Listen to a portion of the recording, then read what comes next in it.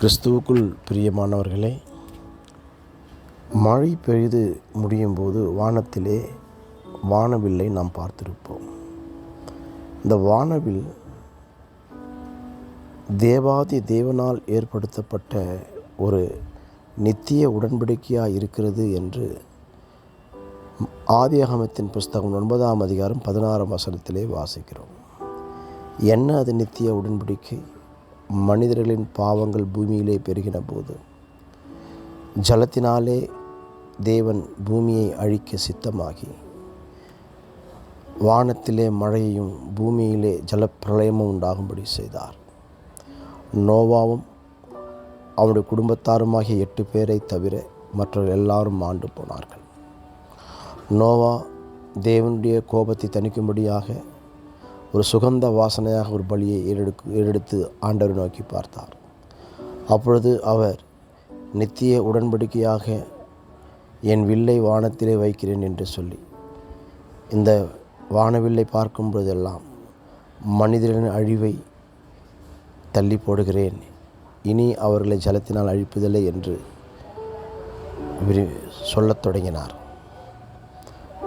பிரியமானவர்களே, அந்த வானவில் ஆண்டவராகிய இயேசு கிறிஸ்துவுக்கு அடையாளமாயிருக்கிறது. இயேசு கிறிஸ்து நம்முடைய பாவங்களுக்காக, அக்கிரமங்களுக்காக, பொல்லாப்புகளுக்காக, மீறுதலுக்காக சிலுவையிலே அறையப்பட்டு இரத்தம் சிந்தினவராய் மரித்து போனார். அவருடைய இரத்தம் பூமியிலே சபிக்கப்பட்ட இந்த பூமியிலே விழுந்த பொழுது யாரெல்லாம் இயேசு கிறிஸ்து எனக்காக இரத்தம் சிந்தி ஜீவனை விட்டார் என்று விசுவாசிக்கிறார்களோ அவர்களுக்கு நித்திய ஜீவனையும், விசுவாசியாதவர்களுக்கு நித்திய ஆக்கினையும் கொடுக்கிறது. பிரியமானவர்களே, அவரை பார்த்து யோவான் ஸ்நானகன் சொன்னார், இதோ உலகத்தின் பாவத்தை சுமந்து தீர்க்கிற தேவ ஆட்டுக்குட்டி என்று. ஆம் பிரியமானவர்களே, நாம் பாவத்திலே சாகாதபடிக்கு நமக்காக வானவில்லாகிய இயேசு கிறிஸ்து பிதாவினிடத்தில் பரிந்து பேசுகிறார். பிதாவாகிய தேவன் இயேசு கிறிஸ்துவை பார்க்கிற பொழுதெல்லாம், ஐயோ, நித்திய உடன்படிக்கை இந்த மகன் மேல் உள்ளது, இவனுக்காக இயேசு கிறிஸ்து, குமாரனாகிய இயேசு கிறிஸ்து ரத்தம் சிந்திருக்கிறார் என்று ஆண்டவர் நம்முடைய மரணத்தையும் தள்ளி போடுகிறார். அதாவது ஆக்கினையை தள்ளி போடுகிறார். பிரியமானவர்களே, இதுதான் சுவிசேஷம். இயேசு கிறிஸ்துவின் அன்பு நமக்கு இல்லை என்றால் நாமும் அழிந்து நாசமாய் போயிருப்போம்.